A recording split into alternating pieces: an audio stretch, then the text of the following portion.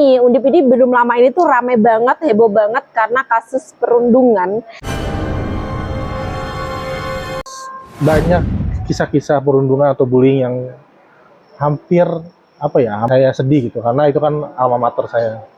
Dan sebelumnya juga kekerasan seksual gitu di Undip. Hah? Pelakunya siapa? Pelakunya itu ada.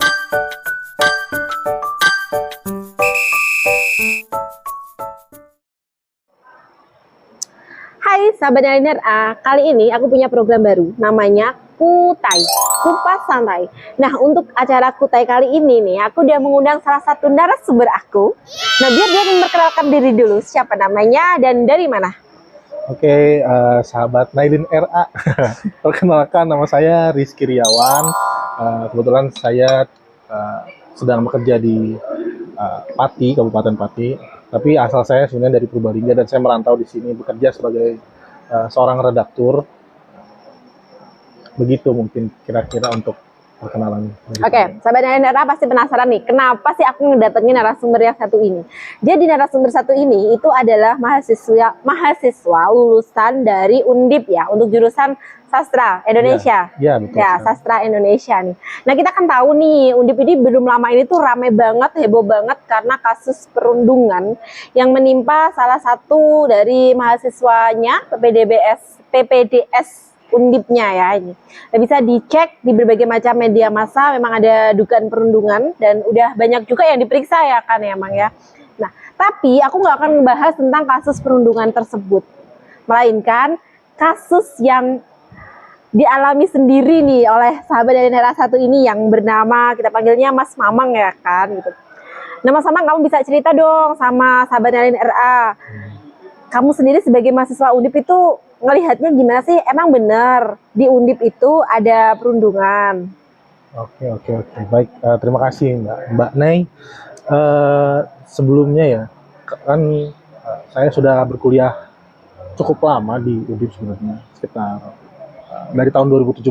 Sebenarnya saya angkatan 2017 di Sastra Indonesia Undip. Kemudian selama saya berkuliah hampir 5 tahun, gitu, sebenarnya banyak kisah-kisah perundungan atau bullying yang hampir tidak banyak orang yang tahu gitu, dan banyak orang yang tidak speak up juga korbannya seperti itu. Salah satu contohnya mungkin yang sekarang sedang happening seperti itu kan, dari prodi PPDS Undip. Dan itu agak yang membuat diri saya sedih gitu, karena itu kan alma mater saya. Dan sebelumnya juga sebenarnya kasus-kasus serupa itu terjadi juga di Undip, cuman banyak orang yang mungkin nggak tahu gitu seluk-beluknya seperti apa dan bagaimana kisahnya gitu. Nah, kalau saya sendiri selama saya menjadi mahasiswa di Sastra Indonesia Undip begitu, sebenarnya saya secara langsung saya tidak pernah diri saya tidak pernah mendapatkan bullying itu perundungan. Tapi Takut kali mau membuli diri kamu. kalau itu orang lain mungkin bisa menilai. Secara ada ini buat disclaimer aja nih, tinggi kamu berapa? 180. 180 tuh. Bobotnya berapa waktu mahasiswa?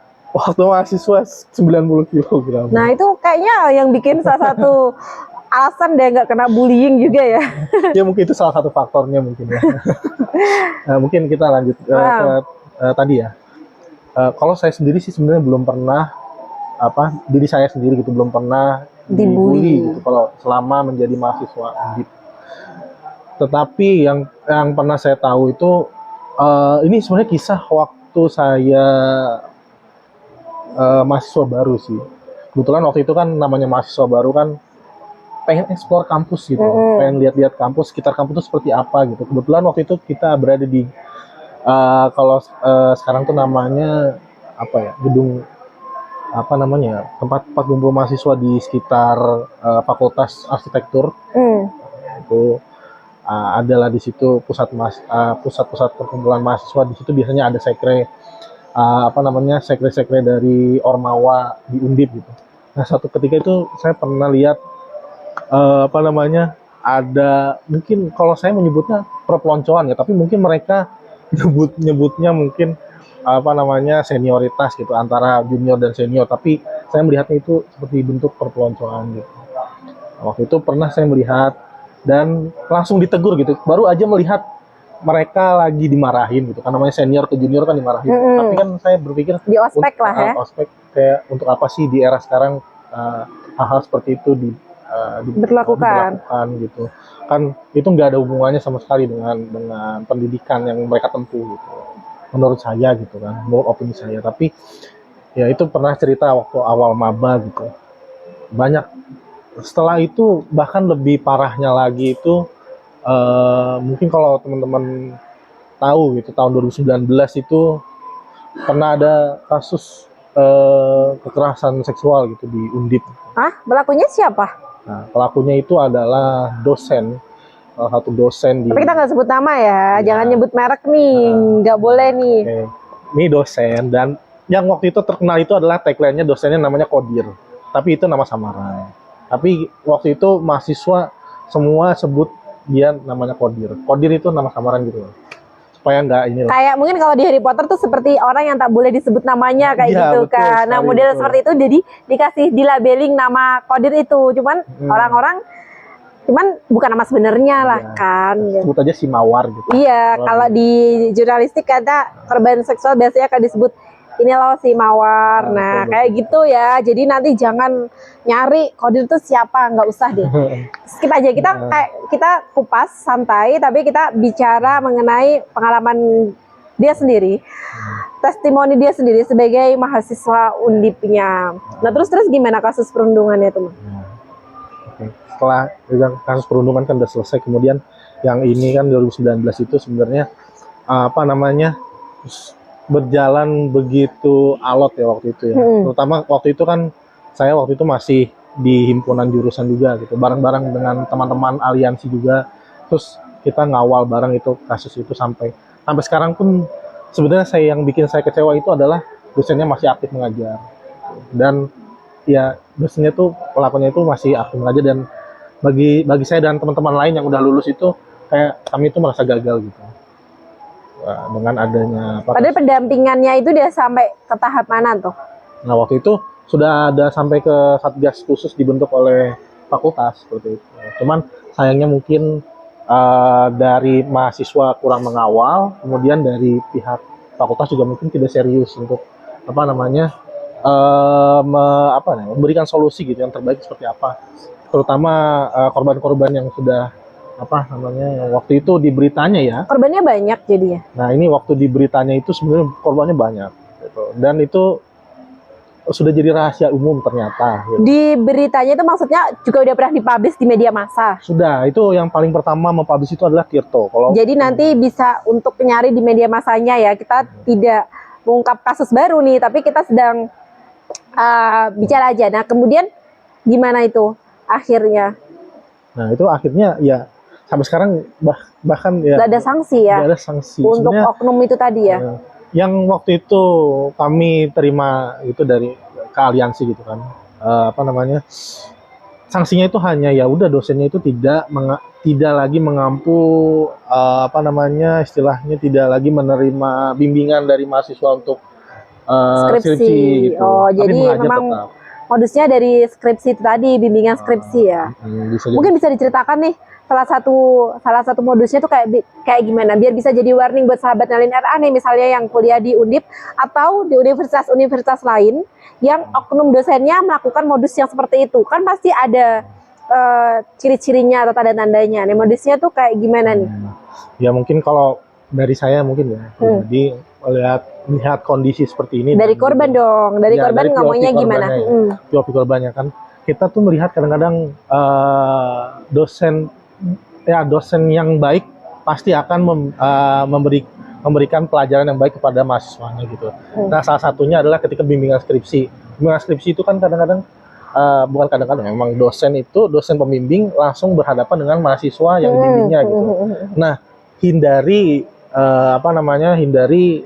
dosen yang dia tuh misalkan minta bimbingan tapi di luar kampus, karena menurut saya pribadi lingkungan kampus itu yang paling aman gitu, yang paling aman.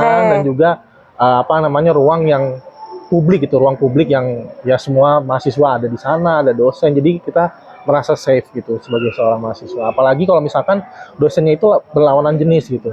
Dan Itu bimbingannya di rumah atau di hotel atau gimana nih Nah, modusnya si oknum dosen ini tadi? ini yang saya tahu ya, yang saya tahu itu dosennya ini tuh ngajak bimbingannya tuh di rumahnya. Oh, karena sebenarnya saya juga pernah bimbingan di dosen itu di rumahnya, tapi memang ketika bimbingan itu nggak sendirian, artinya memang ada rombelnya. Nah, ini kadang-kadang tapi kita nggak tahu ya kan apa namanya istilahnya, mungkin bisa jadi dosennya bohong atau enggak, tapi kan kalau yang kayak Mbak Nei gitu kan cerita kan ada rombongannya itu kan tahu ya, Iya. satu rombongan tuh tahu kan. Nah, kalau ini tuh bisa jadi ditakutkan gitu kan, ketika mengajak itu malah bohong, dari dosennya bilang rombongan padahal nggak ada rombongan gitu. Oke. Jadi sebenarnya itu aku ketika iya aku jadi kupas juga soal aku ya, pengalaman aku waktu S1 dan S2 itu emang waktu aku kuliah itu pernah ada bimbingan gitu. Bimbingannya itu di rumah dosennya dan aku kan kuliah di Kudus nih. Bimbingan di rumah dosennya itu di Semarang. Tapi emang nggak sendirian. Jadi kita emang janjian juga sama teman-teman. Dan buat catatan dosenku itu juga sama-sama perempuan gitu. Tapi kita kalau konsultasi ke sana berempat, berlima, walaupun nantinya gantian gitu. Jadi sebenarnya nggak apa-apa kan ya kalau kita konsultasi sama dosen di luar. Tapi kembali lagi tuh aturan atau kebijakan kampus dan pinter-pinternya kita mencium juga kalau misalnya itu lawan jenis misalnya, mending jangan datang sendirian, bisa betul, dianterin betul. kakaknya, Iya betul. temennya atau kayak gimana kan, benar. seperti itu. Benar, ya. Hindari kalau misalkan langsung diajak sama dosennya, apalagi lawan jenis, mau itu dosen perempuan atau laki-laki yang lawan jenis mahasiswa atau mahasiswi itu coba mungkin kalau mau bimbingan di luar ya ada yang nemenin lah, teman atau apa gitu. Karena emang itu ketika cuman berdua tuh emang rawan banget untuk disalahgunakan nih, dan mungkin pengalaman juga buat mahasiswa-mahasiswi yang sedang melakukan bimbingan gitu. Kalau berdua itu juga bisa terjadi hal-hal yang lain ya kan gitu. Selain kekerasan seksual loh, masih ada hal-hal yang lain yang kadang-kadang itu malah nggak bagus. Dikhawatirkan ya. Ya, dikhawatirkan memang nggak bagus kayak gitu. Ini aku sambil minum ya, Mbak. Oke, sambil minum aja. Kita santai nih di sini ya, gengs ya. Nah, kemudian kita kita bicara lagi, balik lagi tadi ke perundungan nih, Kas. Jadi kan emang perundangannya tuh lumayan ya. Bahkan kadang dosen sebenarnya kayak gitu tuh tahu nggak sih kalau ada aksi perundungan dan perpeloncoan di dalam situ? Menurut opini saya ya, ketika saya mahasiswa sebenarnya dosen tuh tahu gitu, tapi kadang-kadang tuh abai terhadap sikap-sikap seperti itu. Ada mungkin dosen yang aware terhadap si perundungan ini. Cuman kadang-kadang mahasiswanya juga, apalagi tingkat senioritasnya tinggi ya, kayak misalkan di beberapa fakultas, tapi saya nggak mau mengkotak-kotakan ya, cuman kadang-kadang di fakultas tertentu itu memang tingkat senioritasnya tuh tinggi gitu. Nah, ini kan khususnya nih di Undip sendiri ya, tempat kamu kuliah ya, karena kan itu salah satu universitas terbaik yang ada di Indonesia, dan itu menjadi mimpi oleh banyak orang gitu loh untuk bisa masuk ke Undip sana. Itu berarti kamu sendiri sebagai mahasiswa sana merasakan atmosfer senioritasnya itu tinggi banget gitu ya? Khususnya kalau di beberapa fakultas iya. Kalau di tempat kamu aman? Nah, kalau di Fakultas Ilmu Budaya alhamdulillahnya itu aman, karena kita kan orang-orang seni ya kan ya, biasanya hatinya tuh halus-halus gitu ya. Iya, jadi ya kalau di FIB sendiri emang ya seperti itu tadi, Menurut kamu yang paling tinggi itu mana? Ya selain Fakultas Kedokteran ya kan, karena emang udah terbukti, udah trending di mana-mana, udah dibahas di mana-mana sih kalau memang Universitas Kedokteran di sana emang terkenal sekali, senioritasnya sangat tinggi dan tekanannya juga sangat tinggi sekali, bahkan Kemensos sendiri sampai turun tangan itu kan kemarin. Nah, kalau di yang lain selain kedokteran tuh yang menurut kamu tingkat sepanjang senioritas. kamu sebagai mahasiswa Undip ini berapa tahun sih kamu jadi mahasiswa Undip? 5 tahun lah. 5 tahun tuh lama loh guys. Lama itu teman sahabat-sahabat Nalin RA. Karena kita tuh S1 sebenarnya 3,5 tahun aja tuh udah cukup. Kalau 5 itu biasanya betah itu. Kan terpotong COVID, mohon maaf. Alasan aja, COVID malah justru lebih murah karena bisa daring gitu kan. Iya sih, itu alibi aja itu. Alibi aja. Jadi betah ini. Jadi diam-diam dia betah di Undip ini, guys. Nah, sepanjang kamu tahu kan kamu sebagai mahasiswa Undip, walaupun kamu dari jurusannya sastra Indonesia, pastinya kamu juga bergaul kan sama teman-teman kamu yang lainnya dari fakultas-fakultas yang lain gitu. Nah, kamu ngelihat dari teman-teman curhatan kamu kan juga perantau nih, pasti ngekos juga kan. Nah, di kos-kosan yang biasanya mahasiswa kan di kos khusus mahasiswa juga nih, campur-campur. Itu curhatan dari teman yang kamu tampung. Itu mana sih yang Senioritas fakultas lain selain kedokteran yang tingkat perundungannya lumayan tinggi karena ada faktor senioritas tadi? Oke. Sebenarnya ini kayaknya nggak ada datanya ya teman-teman, kayak misalkan kita Iya, berdasarkan curhatan teman-teman aja opini-opini apa dan pengamatan. cerita-cerita yang masuk ke kuping kanan gitu kan, keluar di kuping kiri, Iya. dan bisa saya pahami gitu. Ya kayaknya ya kebanyakan, tapi ini hampir sama sih sebenarnya kayak di fakultas di universitas lain. Kalau yang saya lihat itu yang senioritasnya tinggi itu tentu saja fakultas teknik ya, karena kan mereka kan kebanyakan laki-laki, apa namanya, mahasiswa gitu, mahasiswa Itu semua. masih menggunakan yang perpeloncoan fisik nggak sih? Kalau teknik kan kita tahu ya, kalau di beberapa sekolah kedinasan itu masih menggunakan perpeloncoan Ya, secara fisik. sering terjadi kan ya Mbak, kalau Iya. di kedinasan kayak waktu itu ya. Mungkin kalau teman-teman baca banyak lah berita-berita kayak di IPDN contohnya, itu kan kadang-kadang kalau nggak di pelayaran itu banyak kasus-kasus mahasiswa meninggal karena di pelonco gitu kan. Nah kalau yang di Undip Ya, sendiri, kita ralat ya, bukan banyak ada nggak banyak, memang ada gitu, tapi nggak banyak gitu. banyak kasusnya tuh mungkin di beda-beda fakultas, cuman Iya. beda universitas dan Tapi emang instansi. rata-rata kalau gendernya sama itu lebih persisten gitu kan, benar, gitu. benar. Apalagi ini laki-laki Betul. gitu. Nah, menurut Kak, dari pengamatan kamu sepanjang ini itu paling tinggi di bagian teknik Iya, ya, fakultas itu masih teknik perpeloncoannya ya, sampai ada fisik juga. Nah itu kayaknya apa namanya? Ada nggak teman kamu yang curhat kayak gitu? Belum pernah sih belum pernah ada yang curhat kalau yang di fisik ya. Tapi saya pernah lihat yang waktu ya yang tadi saya cerita, yang waktu mahasiswa baru itu kayaknya itu fakultas teknik, mereka lagi di push up, lagi marah-marahin, terus saya sama teman saya tuh nggak sengaja lewat dan ngeliat. Pas saya lagi ngeliat agak lama ya, sekitar 1 menit, langsung ditegur seniornya, "Hei kalian ngapain? Gak usah lihat-lihat."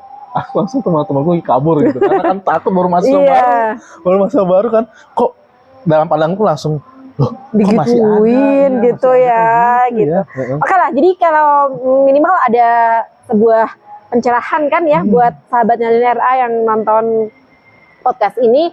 Jadi kalau misalnya kalian memutuskan untuk masuk ke Undip, jadi disclaimer aja nih, jadi kasus perundungan itu tidak hanya terjadi di universitas tersebut, tapi hampir di semua universitas pasti ada, di setiap sekolahan kemungkinan juga ada gitu. Karena aku sendiri tuh sebagai korban bully sebenarnya, korban perundungan saat di SMP, dan aku ngerasain tuh fase-fase aku menempuh pendidikan paling berat itu memang di SMP, karena perundungannya itu sangat tinggi sampai ke fisik mayan loh, karena aku sebagai cewek kan ya. Itu aku kalau pulang sekolah tuh selalu nangis, tapi aku nggak pengen nangis saat di rumah, karena aku tahu kalau aku nangis di rumah orang tua aku tahu bisa rame gitu, jadi selalu kalau pulang sekolah tuh nangis juga gitu. Jadi mungkin buat sahabat Nalin RA yang di rumah nih, kalau kalian misalnya mau masuk ke Universitas Undip, terus kalian ngincer jurusan-jurusan yang tadi disebutkan itu, salah satunya yang tinggi senioritasnya itu, mungkin yang pertama harus kalian siapkan adalah mental, tetap ya, mental gitu. Pokoknya jangan sampai mentalnya down. Nah, kamu sendiri pernah nggak ngerasain sebagai mahasiswa Undip tuh mental kamu tuh bener-bener turun atau jatuh ke bawah? Oh, kalau masalah itu mungkin pernah, tapi bukan karena perundungan ya. Iya. Ini karena ada waktu itu yang paling bikin mental saya down itu ketika pandemi COVID itu. Jadi ini agak cerita agak cerita dulu ya. Udah bergeser, Oh, gak apa-apa lah. bergeser. Kan kita kupas santainya, kutainya tentang kehidupan Mas Mamang nih guys. Jadi, jadi kita udah bergeser nih dari yang perundungan tadi.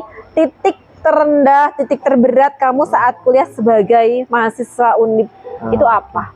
Jadi kalau aku bisa ceritain di sini ya dulu, kebetulan kan waktu aku lagi kuliah itu di tahun 2020 itu kan ada COVID ya.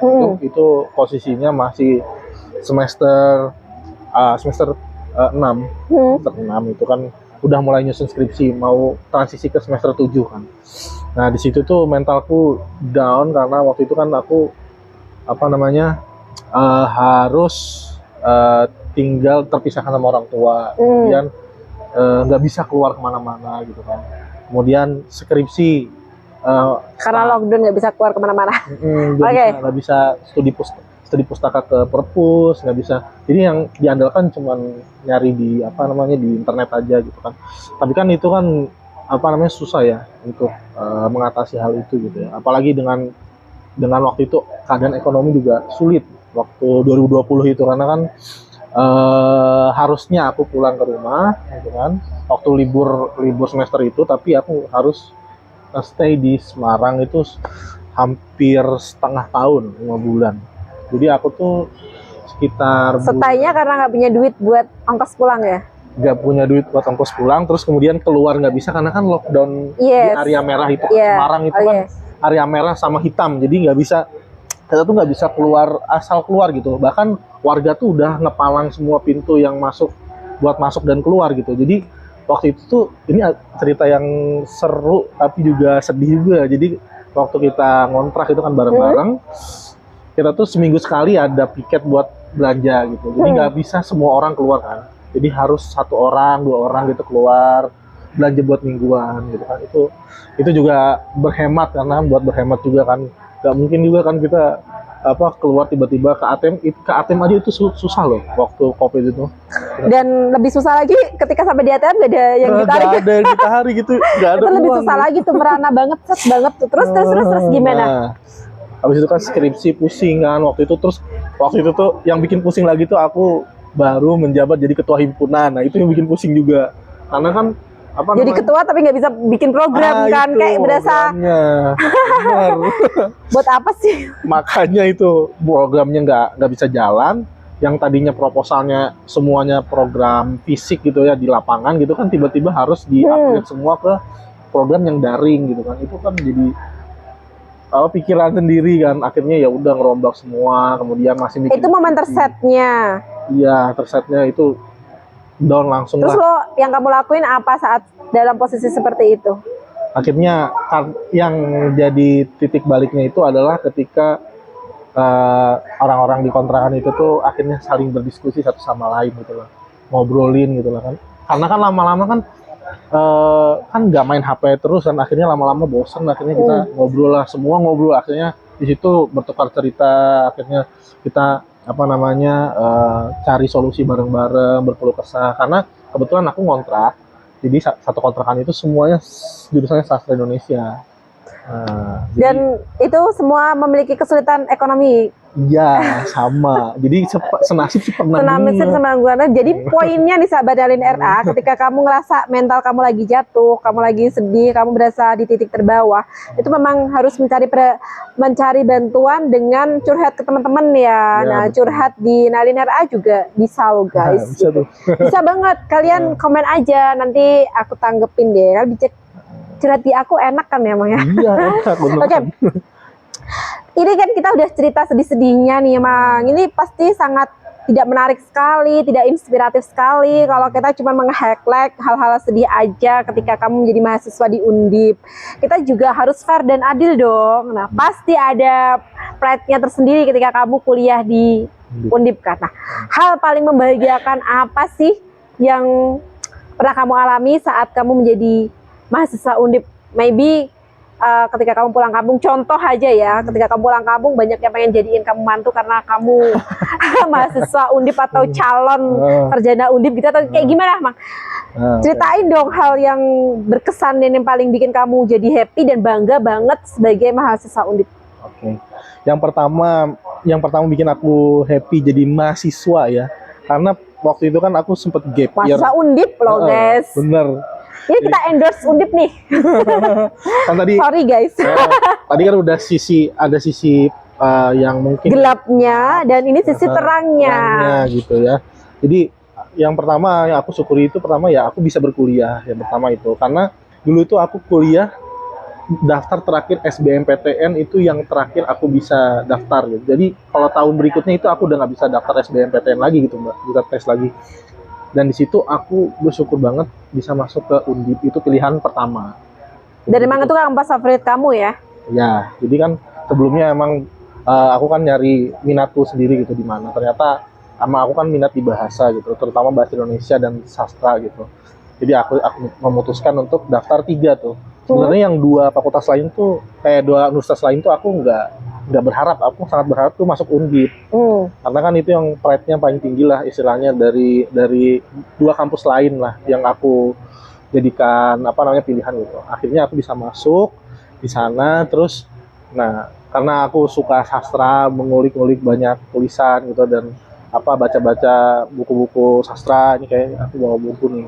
Nah, ini buku sastra yang kamu suka? Jadi ada beberapa buku sastra nih aku bawa di sini. Nah, tapi kita balik lagi nih kan suka karena kesukaan itu, karena hobi itu nih Mbak. Akhirnya aku kan berani menulis gitu kan. Yang pertama kali aku jadi mahasiswa tuh aku pernah tulisanku pernah terbit di antologi bersama. Itu masih ingat aku. Bersama siapa?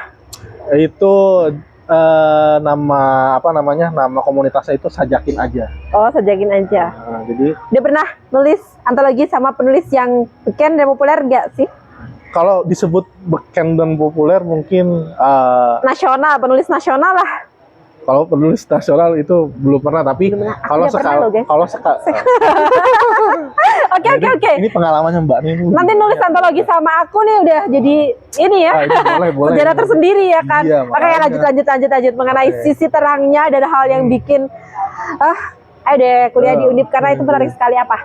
Betul. Nah, dari sana itu kan berarti kan dari hobi itu kan kita nemuin relasi. Yeah. Jadi kalau orang ya mungkin ya kan Undip tuh dipandang mungkin di Semarang gitu. Gak hanya di Semarang, bahkan di Jawa Tengah dan nasional gitu. Nasional itu memang salah satu universitas yang prestis banget lah kalau Undip itu. Prestisius lah. Jadi kalau kita menjalin relasi sama orang lain, misalkan kita mau karena aku kan jadi jurusan sastra, aku ikut misalkan komunitas di Kota Semarang tuh orang langsung oh ini dari Undip gitu kan. Oh ini kayak lebih dihargain gitu kan ya. Jadi orang tuh lebih menotis kita gitu loh. Oh ini dari Undip nih masnya nih. Mungkin nanti kalau misalkan ada kerjasama kan gampang gitu. Iya, oke. Disclaimer aja nih, sebenarnya dia juga diterima di kantor dia yang sekarang, di kantor media itu juga salah satunya ketika ngeliat apply-nya dia tuh lulusan Undip, guys. Nah itu bersyukur banget itu. Ya gimana ya, karena kan sebenarnya orang banyak ngomong tuh lulusan mana tuh nggak berpengaruh, tapi toh beberapa tempat kerja juga masih memperhitungkan itu gitu. Jadi ya aku sangat bersyukur lah bisa kuliah di Undip dan lulus dari sana gitu. Pencapaian terbesar kamu selama kamu kuliah di Undip gimana? Kalau misalnya kayak penelitian dapat 10 juta atau 100 juta kayak gitu? Kalau yang berbentuk uang sebesar itu aku belum pernah, tapi yang paling aku memorable itu karya aku pernah masuk di penulis sastra di Semarang. Jadi waktu itu ada Semarang Biennale gitu, trienal gitu. Jadi satu penulis Semarang itu kan nulis buku gitu loh. Nah, aku masuk ke dalam sejarah itu loh. Di sejarah itu jadi aku tuh ya tercatat namanya sebagai salah satu penulis di Semarang. Dan ada namanya Universitas Diponegoro gitu, dari Undip gitu. Dan dari sana aku ngejalin relasi ke banyak orang gitu kan, punya banyak teman, koneksi. Jadi sangat memudahkan ya embel-embel Undip itu, alma mater Undip itu tadi ya. Sangat memudahkan sekali dalam mencari pekerjaan, mencari relasi juga. Mencari pasangan juga nggak sih? Ya kayaknya sih bisa karena bibit-bibitnya jelas ya kalau kayak gitu ya, kalau di sana gitu. Bisa. Oke deh, ini nggak kerasa banget loh kita ngobrolnya udah 30 menitan. Jadi mungkin ada pesan-pesan nih buat sahabat LNRA nih yang kayaknya ini lagi mungkin mahasiswa Undip yang masih sedang labil, bimbang. Kita tahu ya kalau sekarang akhir-akhir ini banyak banget mahasiswa yang berpikir pendek dan memutuskan mengakhiri hidupnya dengan cara-cara yang tragis gitu ya. Miris banget lah kita kenapa seorang generasi muda harapan bangsa bisa melakukan hal tersebut gitu. Dan mungkin juga buat lulusan-lulusan SMA atau mungkin SMP yang punya cita-cita pengen kuliah di Undip gitu. Nah, mungkin kamu ada pesan-pesan sebelum aku tutup podcast kita pada malam hari ini? Oke, makasih Mbak Nei. Jadi kalau yang pesan pertama mungkin buat teman-teman yang sedang kuliah gitu di luar sana, nggak hanya di Universitas Diponegoro tapi di seluruh kampus yang ada di Indonesia, bersyukurlah kalian bisa kuliah gitu, karena di luar sana tuh persaingan untuk masuk ke jenjang perkuliahan tuh sulit, apalagi untuk di universitas negeri ya teman-teman. Jadi bersyukur, kemudian jalani hidup yang menyenangkan di kampus, jangan terlalu dipikirkan yang susahnya gitu, karena di balik kesulitan itu pasti akan ada solusi-solusi untuk istilahnya keluar dari kesulitan tersebut. Nah, itu benar selama sekali. mau membuka diri ya, ini dengan catatan selama mau membuka diri. Benar, jadi kalau misalnya di masalah ini kan tadi aku udah ambil poinnya, aku bantu ingetin kembali sahabat Nalin RA. Jadi ketika Mas Mamang ini mengalami kondisi di drone atau di shoro dalam kehidupannya, itu dia akhirnya menemukan solusi setelah membuka diri untuk berkomunikasi dengan teman-temannya satu kontrakan. Jadi jangan menutup diri nih guys, betul. karena kadang-kala kalau kita lagi ada masalah, kita ada kesulitan, dan kemudian kita menutup diri, itu hati kita juga ikut tertutup, mata kita juga jadi tertutup, pikiran kita juga jadi gelap, dan akhirnya kita ngerasa kayak hidup udah nggak ada solusi dan jalan keluar selain itu tadi, jalan pintas yang memang dibenci sama Allah. Dan rugi guys kalau kalian mengambil keputusan tersebut, rugi banget, karena di dunia udah sengsara, di akhiratnya juga masuk neraka kan guys. Oke, makasih udah mengikuti Kupas Santai bersama Nalin RA dan sahabat Nalin RA, Rizky, Mas Mamang gitu. Oke. Ini nama pen aku Mas Mamang. Oke. Dan ikuti terus podcast aku hanya di channel YouTube Nalin RA. Jangan lupa subscribe guys. Jangan lupa subscribe guys. Kalian udah menanti, udah dingin nih, gak enak nanti kalau udah dingin. Jadi kita langsung lanjutkan aja untuk santap malamnya. Bye bye. Bye bye.